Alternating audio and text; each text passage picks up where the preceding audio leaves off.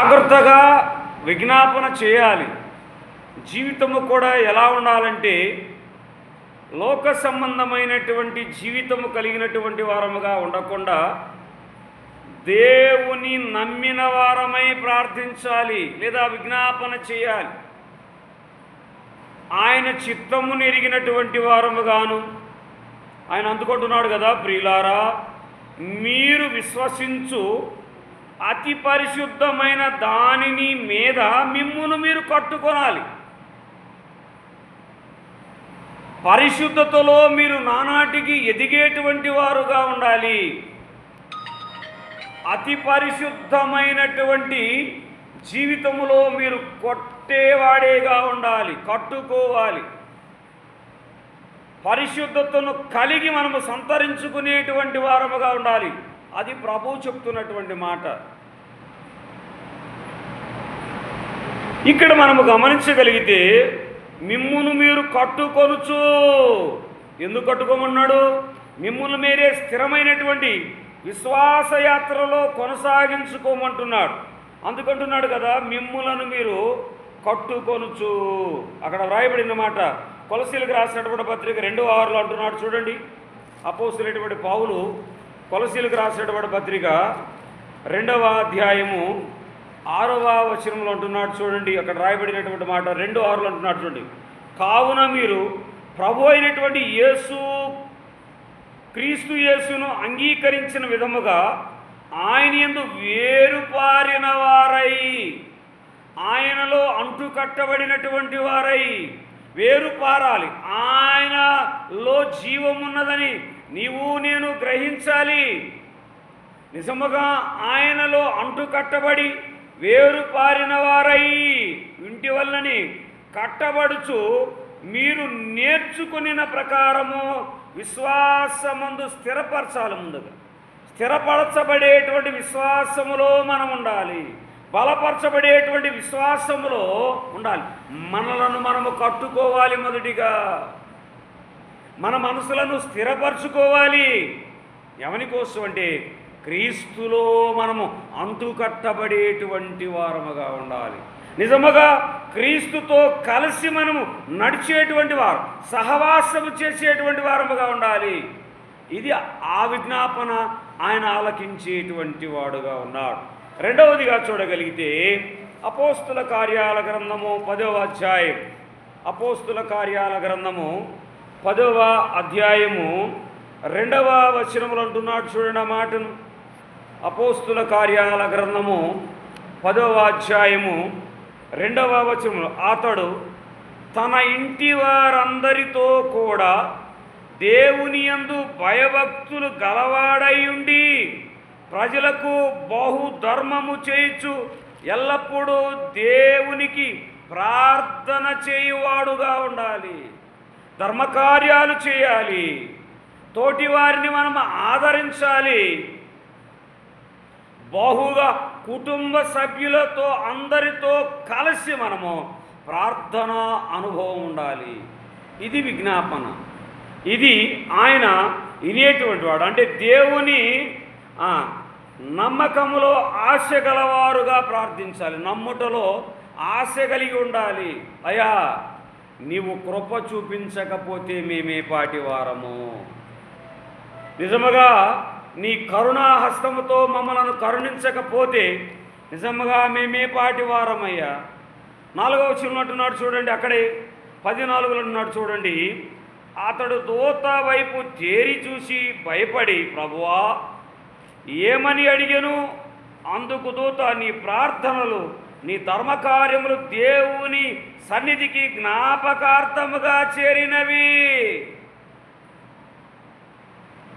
ఎవరైనా అన్యుడైనటువంటి కొర్నేలు, సైన్యాధికారి అయినటువంటి కొర్నేలు, మిలిటరీలో పనిచేసేటువంటి కొర్నేలు, అతడు అన్యుడే కానీ తాను చేస్తున్నటువంటి ధర్మకార్యములు, తాను చేస్తున్నటువంటి యథార్థమైనటువంటి ప్రార్థన, అయ్యా నీ ప్రార్థన చేరిందయ్యా ముందుగానే. మరి నీ ప్రార్థన నా ప్రార్థన ఎందుకు ప్రభు పాదాల చెంతకు చేర్చబడడం లేదంటే మనలో ఇంకను అవిశ్వాస గుణాలు, అవిశ్వాస లక్షణాలు ఏమన్నా ఉన్నాయేమో ఈ రాత్రికాల సమయంలో పరిశీలించుకుందాం, పరీక్షించుకుందాం. మూడవదిగా చూడగలిగితే కీర్తనల గ్రంథము 32వ కీర్తన. కీర్తనల గ్రంథము 30, దావీదు రాసినటువంటి కీర్తనల గ్రంథము 32వ కీర్తన 6వ చరణములు అంటున్నాడు చూడండి. 6వ చరణంలో ఆడ చూడగలిగితే మనం రాయబడినటువంటి మాట 6వ చరణం. కావున నీ దర్శన కాలమందు భయభక్తులు గలవారందరూ నిన్ను ప్రార్థన చేయుదురు. ఆయన రాబోతున్నాడు కదా, మరలా ఆయన మనల్ని దర్శించబోచున్నాడు. అప్పుడు ఏం చేస్తాం మనము? ప్రార్థన అనుభవం, మోకాళ్ళ అనుభవం, కన్నీటి ప్రార్థన అనుభవం. అందుకంటున్నాడు, కావున నీ దర్శన కాలమందు భక్తి గలవారందరూ నిన్ను ప్రార్థన చేయుదురు. విస్తార జల ప్రవాహములో పొరలిచ్చేదవు. అంటే విస్తారమైనటువంటి దీవెలతో ఆయన మనలను నింపబోచున్నటువంటి వాడుగా ఉన్నాడు. ఎప్పుడు? ఆయన దర్శన కాలము.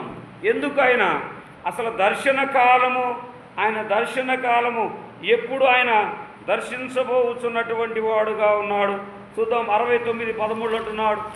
69వ కీర్తన 13వ వచనంలో అంటున్నాడు చూడండి ఆ మాటను. 69వ కీర్తన 13వ వచనం. యెహోవా, అనుకూల సమయమున నేను నిన్ను ప్రార్థించుచున్నాను. దేవా, నీ కృపా బాహుల్యమును బట్టి, నీ రక్షణ సత్యమును బట్టి నాకు ఉత్తరమిమ్మయ్యా. నేను నిజముగా మొరలేడేటువంటి ఆ విజ్ఞాపనకు నీవు నాకు జవాబు అనుగ్రహించు. జవాబు పొందుకోలేకపోతున్నామంటే మనలో ఉన్నటువంటి అవిధేయత ఏమై ఉన్నది?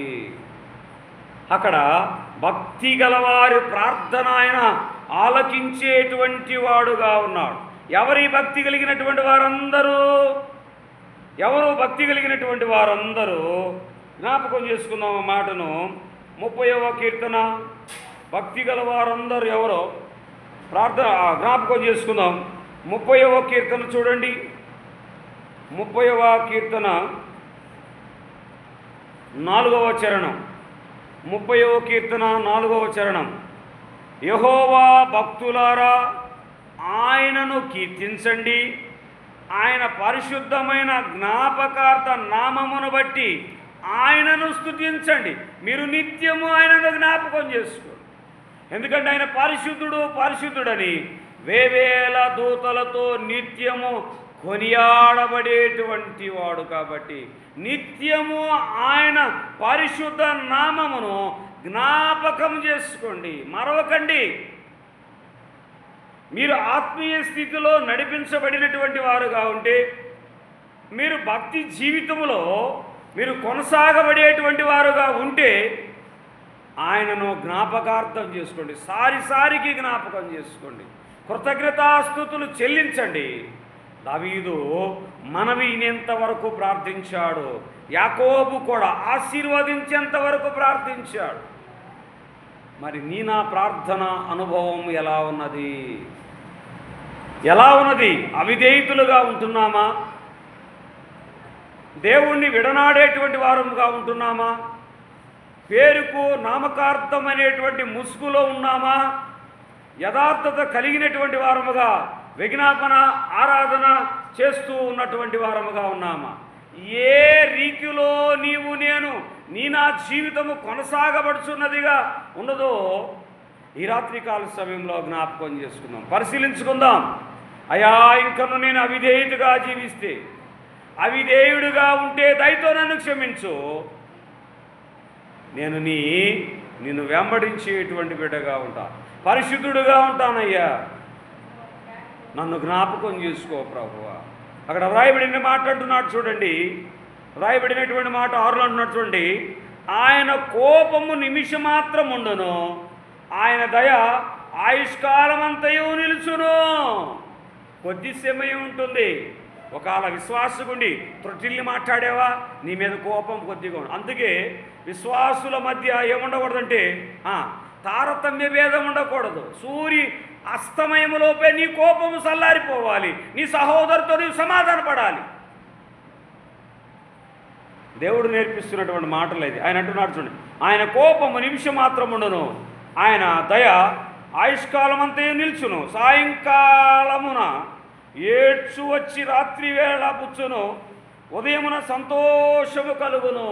కొద్ది సమయమే ఉండాలి, ఎక్కువ సమయము నీవు దీర్ఘకాలము కోపము కలిగినటువంటి వాడు, కోప చిత్తునిగా నీ ఉండేటువంటి వాడుగా ఉండకూడదు.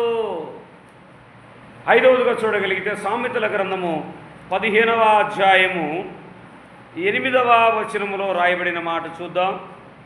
సామెతల గ్రంథము 15వ అధ్యాయము 8వ వచనములు అంటున్నాడు, భక్తిహీనులు చేయు బలులు యెహోవాకు హేయములు. నువ్వు ఒకవేళ నీ హృదయములో కపటము క్రోధము పెట్టుకొని నీవు దేవునికి ఏమి అర్పించినా ఆ అర్పణ దేవుడు అంగీకరించేటువంటి వాడుగా లేడు. ఎలా ఉండమంటున్నాడు? కింద ఆన్సర్లు అంటున్నాడు చూడండి, యథార్థవంతుల ప్రార్థన ఆయనకు ఆనందదాయకము. యథార్థవంతులు ఎవరయ్యా ఈ యథార్థవంతులు? మొదటిగా భక్తిహీనులు ఎవరో చూద్దాం, తర్వాత యథార్థవంతులు ఎవరో మనం జ్ఞాపకం చేసుకుందాం. ఎవరు ఈ భక్తిహీనులు? ఎందుకు వారి మొరను ఆయన విననొల్లనటువంటి వాడుగా ఉన్నాడు. ఎందుకు వారి మనవులను ఆయన ఆలకించనైనటువంటి వాడుగా ఉన్నాడు. అదే అధ్యాయము 21వ వచనంలో చూడండి అంటున్నాడు, 21వ వచనం, ఎవరి భక్తిహీనులు అంటే బుద్ధి లేని వానికి మూఢత సంతోషకరము, వివేకము గలవాడు చక్కగా ప్రవర్తించును. ఎవరి భక్తిహీనులు అంటే బుద్ధి లేనటువంటి వారు. మనం చూస్తాం కదా, మత్తయి సువార్త లూకా సువార్తలో 10 మంది బుద్ధి కలిగినటువంటి వారు బయలుదేరారు యేసు ప్రభువును చూడాలని. అందులో ఎంతమంది బుద్ధిహీనులు ఉన్నారు? 5గురు బుద్ధిహీనులు ఉన్నారు, 5గురు బుద్ధి కలిగినటువంటి వారు. అంటే 5గురు సిద్ధపాటు కలిగినటువంటి వారు, 5గురు సిద్ధపాటు లేనటువంటి వారు. ఎవరి భక్తిహీనులు అంటే? భక్తిహీనులు ఎవరంటే బుద్ధి లేనటువంటి వారు, లోకానుసారముగా జీవించేటువంటి వారు, వారికి వీరికి గొడవలు పెట్టేటువంటి వారు, వారి మనసులు వీరి మనసులు గాయపరిచేటువంటి వారు, దేవుని దుఃఖపరిచేటువంటి వారు బుద్ధిహీనులు. యథార్థవంతులు ఎవరో చూద్దాం ఒకసారి. యథార్థవంతుల్ని ఒకసారి చూద్దాం. ఎవరి యథార్థవంతులు జ్ఞాపకం చేసుకుందాం. అదే అధ్యాయంలో అదే అధ్యాయం 29వ వచనంలో అంటున్నాడు చూడండి. అదే అధ్యాయంలో 15, 29వ వచనంలో రాయబడిన మాట అంటున్నాడు చూడండి. భక్తిహీనులకు యెహోవా దూరంగా ఉంటాడు, దూరస్తుడు. నీతిమంతుల ప్రార్థన ఆయన అంగీకరించును. ఎవరు యథార్థవంతులు అంటే నీతిమంతుల ప్రార్థన ఆయన ఆలకించబోతున్నాడు. భక్తిహీనులకు ఆయన దూరముగా ఉంటున్నటువంటి వాడుగా ఉన్నాడు. నీవు యథార్థంగా ఉన్నావా? భక్తిహీనుడుగా ఉన్నావా? ఈ రాత్రికాల సమయంలో జ్ఞాపకం చేసుకుందాం సహోదరి సహోదరులారా, జ్ఞాపకం చేసుకుందాం. జ్ఞాపకం చేసుకుని ముందుకు సాగేటువంటి వారముగా ఉందాం. ఎవరి నీతిమంతులు? నీతిమంతుల ప్రార్థన ఆయన ఎందుకు ఆలకించుచున్నటువంటి వాడుగా ఉన్నాడు. కీర్తనల గ్రంథము, అదే కీర్తనల గ్రంథము 8వ అధ్యాయం చూడండి మరొకసారి. 8 అన్నాడు, భక్తిహీనులు చేయు బలులు యెహోవాకు హేయములు, యథార్థవంతుల ప్రార్థన ఆయనకు ఆనందదాయకము. 145వ కీర్తన 18వ చరణం. 145వ కీర్తన 145వ కీర్తన 18, 19 చరణాలు అంటున్నాడు. 145వ కీర్తన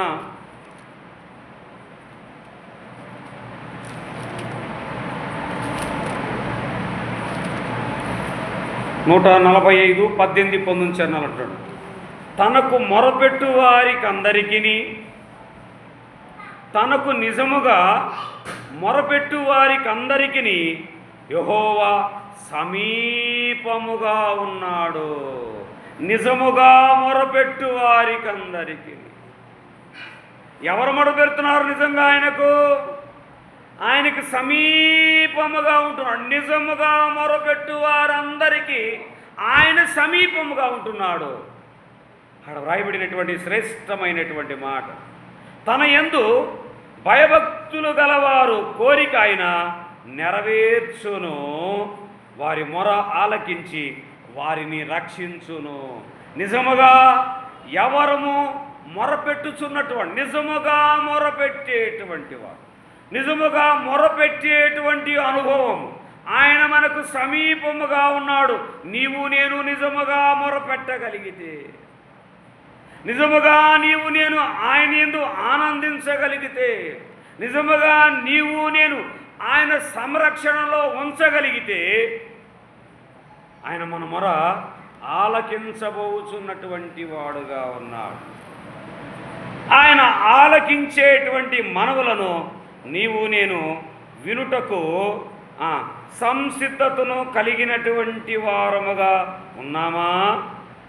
యోహాను సువార్త 9:31 కూడా అంటున్నాడు. ఆ మాటను చూద్దాం. యోహాను సువార్త 9వ అధ్యాయము, యోహాను సువార్త 9వ అధ్యాయము 30 దేవుడు పాపుల మనవి ఆలకింపడని ఎరుగుదము. ఎవరి పాపులు?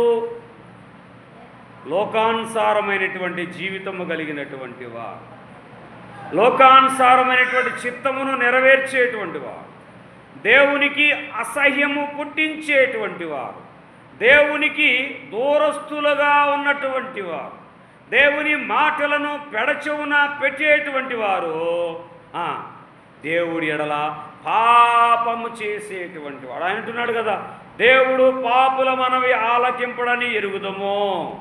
ఎవడైనాను దైవభక్తుడై ఉండి ఆయన చిత్తము చొప్పున జరిగించని ఎడల ఆయన వాని మనవి ఆలకించునా? ఎలా ఆలకిస్తాడు? ఒకవేళ ఆయన చిత్తానుసారముగా జీవిస్తే, ఆయనని ఎరిగినటువంటి వారమైతే, జరిగించిన ఎడల ఆయన వాని మనవి ఆలకించును. జరిగించకపోతే నీ మనవులను ఆయన అంగీకరించేటువంటి వాడు కాదు. ఆయన చిత్తమును ఎరిగి నీవు నేను గ్రహించేటువంటి వారు. అట్టి అనుభవంలో నీవు నేను జీవించాలి. అట్టి మనసు కలిగినటువంటి వారముగాను, విజ్ఞాపనలో మనము ప్రార్థించేటువంటి వారముగా ఉండాలి. ఎలా ఉన్నది నా విజ్ఞాపన? చేరి ఉన్నటువంటి వారి విజ్ఞాపన ఎలా ఉన్నది? దేవునికి ఇష్టానుసారముగాను, యథార్థవంతులుగాను, నీతిమంతులుగాను మన విజ్ఞాపన చేస్తున్నామా? మన విజ్ఞాపన ఆయన పాద సన్నిధికి చేర్చబడుతున్నదా, చేర్చబడటం లేదా? మనం ఒకసారి స్వపరీక్ష చేసుకునేటువంటి వారముగా ఉండాలి. మనము పరీక్షించుకోవాలి. పరీక్షించుకొని మనము జీవితాలను సరిచేసుకునేటువంటి వారముగా ఉండాలి. సరిచేసుకోవాలి.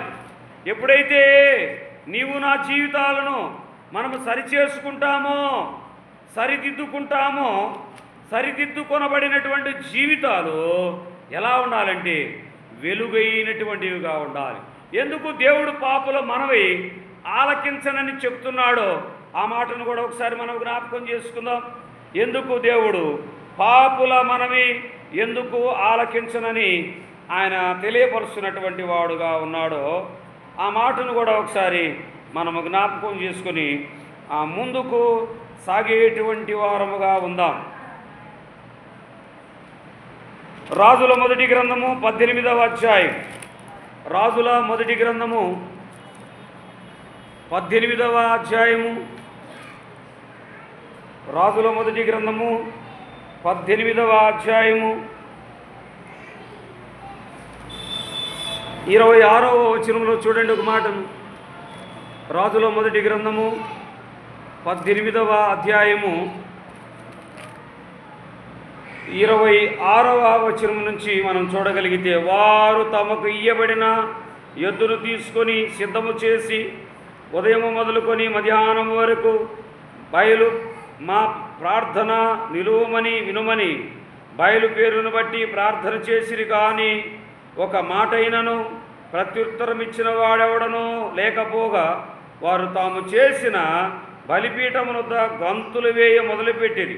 మధ్యాహ్నం కాగా ఏలియా వాడు దేవుడై ఉన్నాడు, పెద్ద కేకలు వేయుడి, వాడు ఒకవేళ ధ్యానము చేయుచున్నాడేమో, దూరముగా ఉన్నాడేమో, ప్రయాణము చేయుచున్నాడేమో, వాడు నిద్రపోతున్నాడేమో, మీరు ఒకవేళ లేపవలసి ఉన్నదేమో అని అపహాసము చేయగా వారు మరి గట్టిగా కేకలు వేసు రక్తము కారు మట్టుకు తమ మర్యాద చొప్పున కత్తులతోనూ